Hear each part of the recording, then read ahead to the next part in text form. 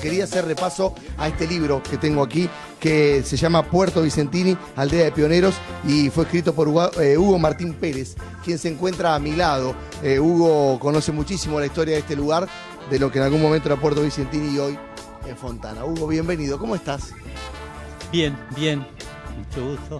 Bueno, esto fue formado en su comienzo por inmigrantes, ¿verdad? ¿Cómo fue la historia de este lugar? Sí, fue poblado por inmigrantes en una formación agrícola donde el gobierno a los primeros inmigrantes le asignaba un lote rural, o sea, 100 hectáreas y algunos 50 hectáreas de acuerdo a la familia. El primer núcleo poblacional se formó en torno de Puerto Vicentini, que tiene el nombre del libro, en 1878. Y fue una zona agrícola hasta 1900 en que se formó se instaló una fábrica de tanino. Y en 1916 se instaló acá la fábrica de los hermanos Fontana, con Fernando y Pedro Fontana. Es una fábrica que tuvo muchos años de actividad. Después, al cierre, se hizo una instalación de curtidos de cuero. La propiedad de Fernando Fontana, la fábrica, pasó luego a la Forestal Argentina, a Quebrachales Funcionado y a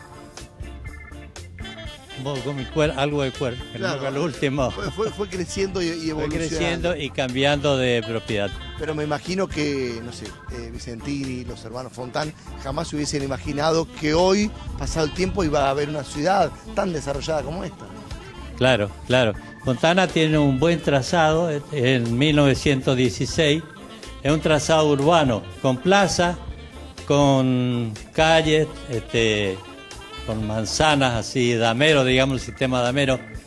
Y tenía acceso, por supuesto, a la ciudad de Resistencia, ya entonces, en 1916. ¿Huguito? En 1907 había llegado el ferrocarril y después el otro línea ferroviaria que era del Estado argentino. Claro. Sí, Diego, estamos escuchando, Hugo también te escucha. Bien, quería preguntarle a propósito de esto de la inmigración. Las primeras, olas inmigratorias que llegaron allí, tengo entendido, fueron fuertemente las españolas y las italianas, y luego del resto de Europa fueron llegando, Bulgaria y de Europa del Este también, fueron llegando hacia allí. Quería preguntarles qué elemento, en qué lugar, dónde se encuentran estas distintas colectividades y cómo se va formando lo que hoy es esa ciudad. Bueno, la primera colonización del Chaco fue exclusivamente italiana, o descendiente italiano, ¿no es cierto? Sí. Que son los que se radicaron acá en la zona de Puerto Vicentini y luego Fontana también. Toda esa actividad agrícola después se fue parcialmente transformando en industrial. Un poco más lejos de esta zona está Puerto Tirol, que es muy conocido por su famoso chamamé, también industrial y agrícola. También sobre el Río Negro, que le dio el nombre de puerto a estos lugares. En ese comienzo del siglo XX, ¿cuánto recién estabas hablando del ferrocarril? ¿En cuánto influyó el desarrollo, el crecimiento de ese ferrocarril, ese tren? Bueno, el ferrocarril es parte del progreso que, digamos que lo fundió al Puerto Vicentini, porque al llegar el ferrocarril en 1907 se dejó de utilizar el puerto. Además, era una época, en 1915-20, que empezaron los primeros camiones ya a circular también. Caminos precarios, pero estaban reemplazando al río. Claro, claro. Estábamos viendo algunas de las imágenes recién en las fotografías que tienen que ver con la historia de este lugar. ¿Cuáles son tus primeros recuerdos de este lugar? De este lugar, bueno, mis abuelos maternos eran italianos. Mi madre ya no. Mi madre era nacida en Puerto Tirol. Y mi padre y mi abuelo paterno eran españoles. ¿Huguito?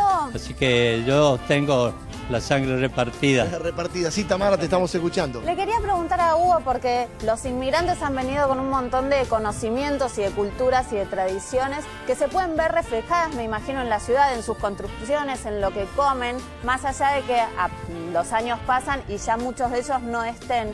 ¿Qué cosas podemos ver en la ciudad de estos inmigrantes que llegaron? Comidas, construcciones.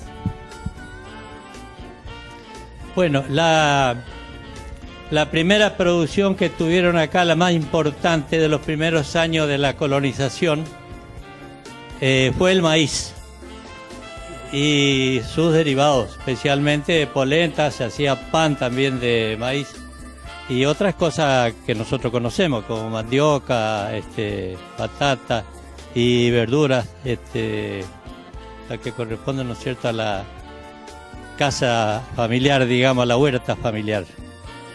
En cuanto a las construcciones, quedan muy pocas, porque al abandonar las construcciones, algunas familias dejaron en el campo sus casas que eran antiguas y suelen informar que a raíz de los intrusos decidieron demolerlas. Entonces quedan muy pocas, muy difícil. Las primeras casas fueron de adobe, que no sé si conocen, es un ladrillo de barro que se deja secar al sol y con eso se construye la casa. No es un ladrillo cocinado. Hugo, ha sido un placer tenerte aquí. Muchas gracias por compartir la historia con toda la gente de todo el país y de todo el mundo que nos mira y enterarnos un poco más de la historia de Fontana. Bueno, gracias. Hugo Tocayo, gracias. Gracias, amigo, nos vemos.